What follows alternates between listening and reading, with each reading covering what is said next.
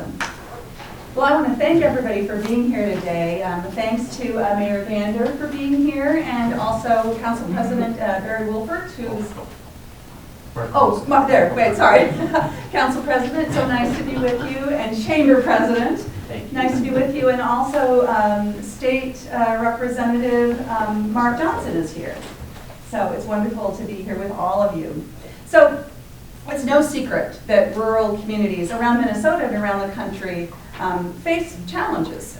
Certainly the farm economy has been a big challenge, with commodity prices being low, and the bad weather, and the trade disputes have been a challenge. And I've also heard not only from farmers but also from local school districts about some of the challenges recruiting teachers. And we know that there's efforts abroad to expand broadband in rural Minnesota. There's lots of work to be done, but I'm not here today to talk about the challenges we have. I have seen from my visits around rural Minnesota that there are so many opportunities in so much innovation and creativity and amazing people and places, whether it's here in northwestern Minnesota or all across Minnesota. I've found when I visit these rural communities, small town Minnesota, that I am inspired by the good ideas that are being put into place every single day. My experience in a lifetime of working as an organizer, a community organizer, and having worked for a mayor myself and for a governor and now the United States Senate, is that the best ideas come at the local level, where people who are closest to the work know best how to make things work.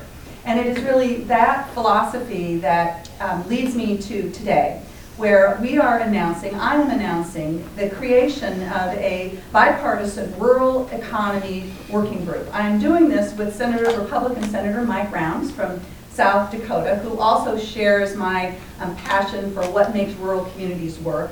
And our goal in this effort is to highlight what's working in communities across Minnesota and South Dakota and the whole country, and to capture those good ideas and bring them back to Washington, D.C. There are so many places where good ideas are happening to create opportunity, and we want to bring those ideas back to Washington, D.C. So in a few minutes, we'll be taking a tour of the community, which I'm very much looking forward to, and I'll see what is happening here that I can bring back to my colleagues in the nation's capital. I look forward to all of this week, where I will be visiting farms and other economic development efforts that are happening all across northwestern Minnesota, and then bringing those ideas back, because I think that that's what it takes for the federal government to be a good partner with local, county, and tribal governments as we work to make Minnesota work for everyone. I'd now like to turn the podium over to Mayor Gander for his remarks. Thank you, Senator. Mayor. Thank you so much. You bet. Senator Smith, welcome to our community, and we appreciate the effort that you're making to get a feel for our local business and our local lifestyle up here that we enjoy, as well as to share your perspective on the challenges and opportunities we face as a state, as a nation, and also internationally. I know that you're deeply committed to agriculture and value-added agricultural activity based upon your years spent at General Mills and your service on the Senate Ag Committee. So with that in mind, agriculture and the businesses that support it are the backbone of our economy up here, and always will be. No matter what else comes, the heart and soul of this community is going to be based upon agriculture. American Crystal Sugar is grower-owned and is our #1 employer. Business Highway 2 is lined with companies serving agriculture, and maybe you see some of those on your tour, with Minnesota Grain Pearling, Olson Farms, A&L Potato, Dakota Dry Bean, Mayo Manufacturing, Simplot Soil Builders out on Highway 2, and continuing on out to the Thompson Grain Elevator. We also have Dakota Peat and other ag businesses located in our community. Our community is committed to serving farm families throughout the region. We're kind of a gathering place and a place for them to do their business. Also along the line of this community and what's good here, I couldn't be more proud of our educational system. Our public K-12 school system does an amazing job of educating our youth and has a broad support in the community. In fact, our public high school had a multi-million-dollar expansion just recently that was supported by local referendum. Sacred Heart Catholic School is thriving and is just completing a big expansion. And also the Riverside Christian School is here and is growing and serving the region. Northland Community Technical College rated in the top 5 in the nation from Wallet Hub with regard to being a value for two-year colleges and educational institutions. And of course, they are so responsive to the needs of their students as well as adapting to changes in the marketplace for training for what's needed right now. Our downtown, which you're going to take a tour of to the coffee shop and on, it's become a strong recreation and tourism destination. I don't think one of us would have believed it 25 years ago, the activity happening back in our downtown. It's really been revitalized. The Red River State Recreation Area campground is busy all the time, and it's nicely connected to the Sherlock Playground and the public swimming pool that just went through a nice renovation. The Greenway and Trail System are a welcoming connection to great habitat throughout our area in the Greenway.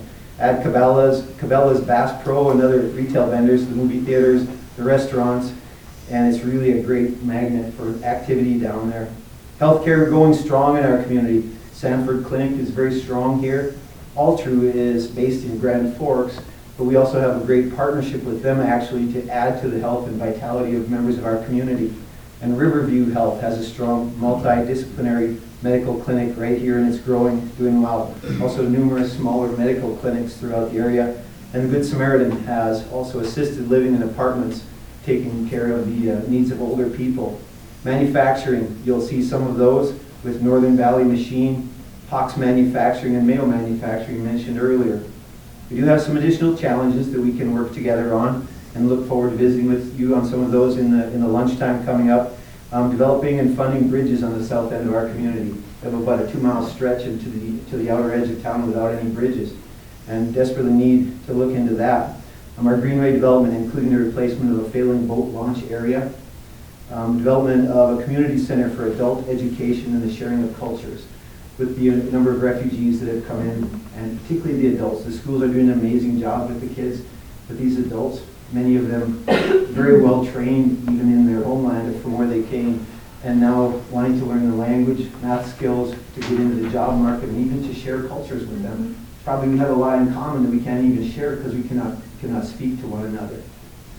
Entry-level housing, I know, is a nationwide problem, affordable entry-level housing, and we're really, Paul Gordy and I have spoken about it a great deal to try to crack that nut, and then hoping to reverse the downward spiral of bricks and mortar retail.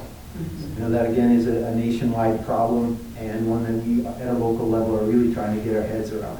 We look forward to hearing your thoughts on these and other subjects, and welcome. Well, thank you. Thank you so much. Great. If members of the press have questions, the Senator or the Mayor? Yes?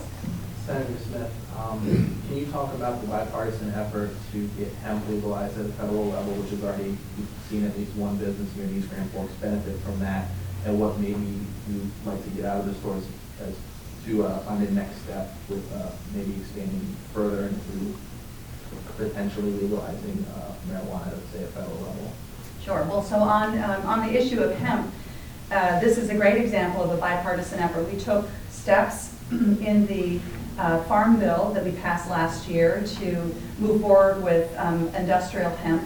And in fact, just a couple of weeks ago, we had a hearing in the Agriculture Committee to really understand what more do we need to do to hurry along the Department of Agriculture as it is writing the regulations that will allow hemp to really expand commercially. So I think it is a very big opportunity in northwestern Minnesota and really all over the state, and something that I hear a lot from Minnesota farmers about wanting to move full steam ahead on this. When you're looking at things that work and what you can take back there, are you trying to find ways then to assist those businesses? Are we talking about programs or what is it that you hope to Sure. make? Well, absolutely. The question is, what is working? How can we expand on those amazing assets that you just heard the mayor describe in East Grand Forks? And how can the federal partner be a good partner? A federal government be a good partner? So let's take, for example, the issue of housing. All over Minnesota and also in northwestern Minnesota, I hear from mayors and superintendents and local businesses that a lack of access to housing for the people that want to be in the community filling those jobs is a big economic hindrance for businesses. So I want to understand that better, figure out what might work here in East Grand Forks, and then use that to figure out how the federal government can be a good partner in solving that affordable housing, that workforce housing challenge that we have. But that's just one example. Another example would be around broadband. Every community, every rural community that I talk to tells me that if you don't have access to broadband, you can't compete, you can't recruit people. Broadband is like the electricity of the 21st century. So understanding better how the federal government can be a good partner to expanding broadband, especially in those parts of the state where you're going to need a public-private partnership, just like we needed a public-private partnership to expand telephone service and electricity back at the turn of the last century. Yes. Can you talk about the importance of getting your the Rural Health Liaison Act into the final bill, what you hope that will accomplish? Yes, right.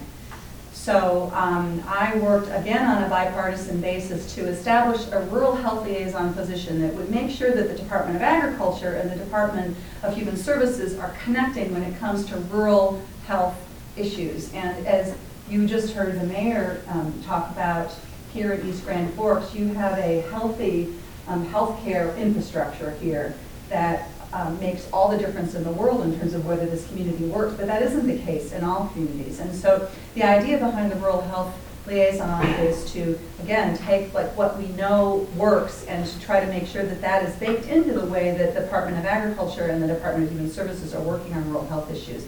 We're dogging the Department of Agriculture every week to make sure that they're moving forward with getting that position filled and hired so that that person can get to work. Now, obviously, one person in the whole federal bureaucracy is not going to make all the difference, but you'd be amazed how little the agencies at the federal level actually communicate with one another and actually work together in a collaborative way. And I can see heads nodding from our local officials who understand what a challenge that is. And so our goal is to sort of break down some of those, as we call them, silos in the federal bureaucracy to get them to work better together.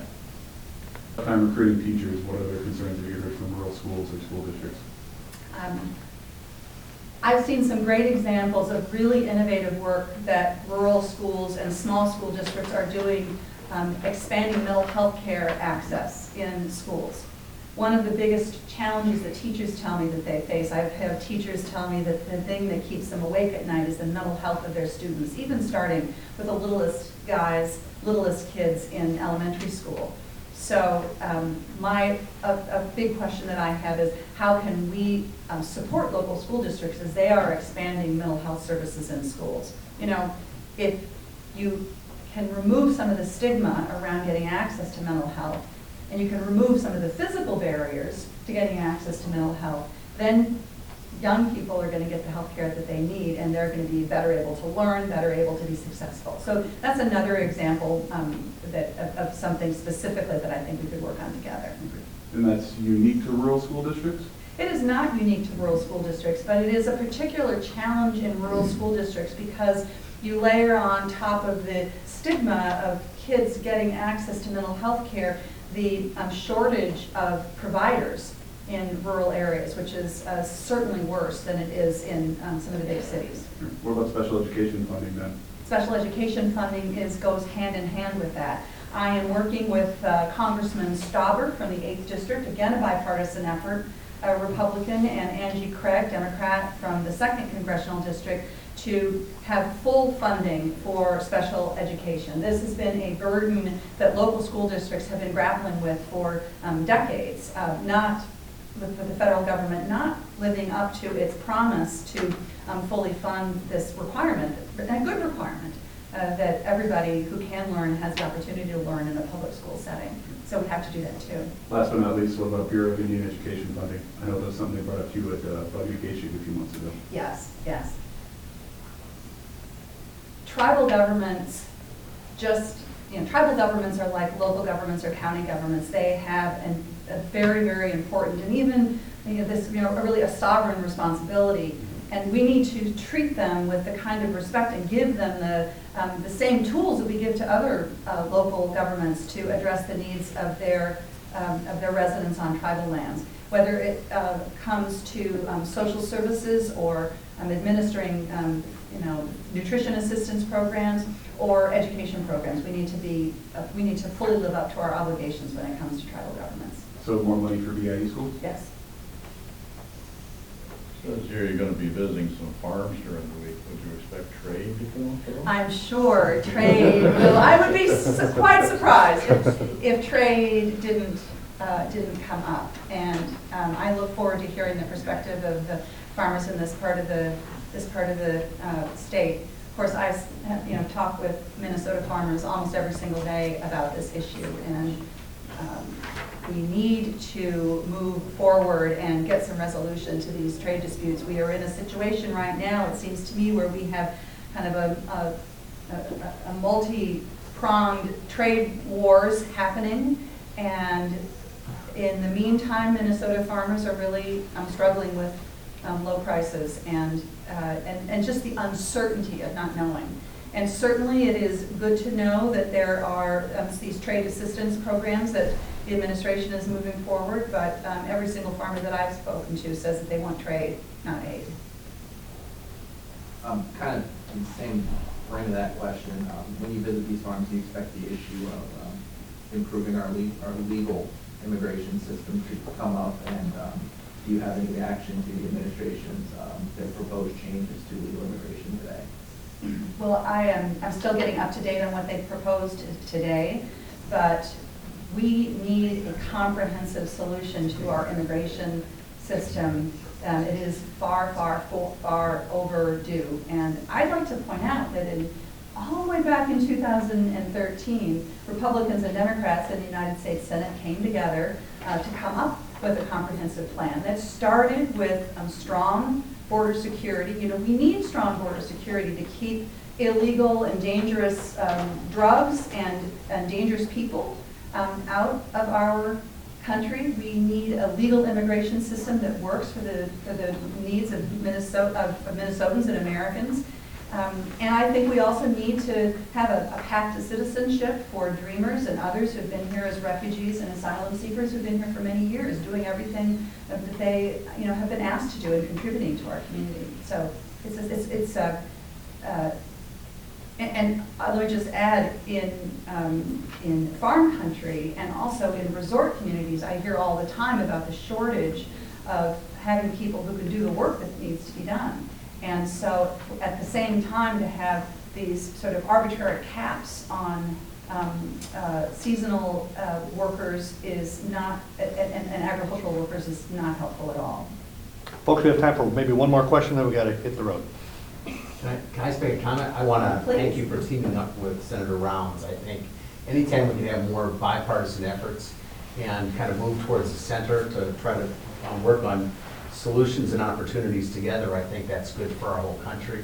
And thank you for being part of that. Absolutely. Well, Mike Rounds and I always call it the school bus, because it's the airplane that leaves Washington, D.C. and flies to Minneapolis, St. Paul, and Senator Rounds is almost always on that airplane with me. And so before he heads on to South Dakota and all the way to Pierre, where he's from. So it is really, really important. And, I'll just leave you with this. If you watch the national cable news all the time, you might think that all we do in Washington is argue with one another and talk about the latest thing that the president has done. But actually, what we mostly do, and this is very true of me and Senator Rounds, is we try to figure out places where we can work together to accomplish things for our constituents. And that, to me, is the most rewarding work. Thank you, everybody. Thank you. Thank you.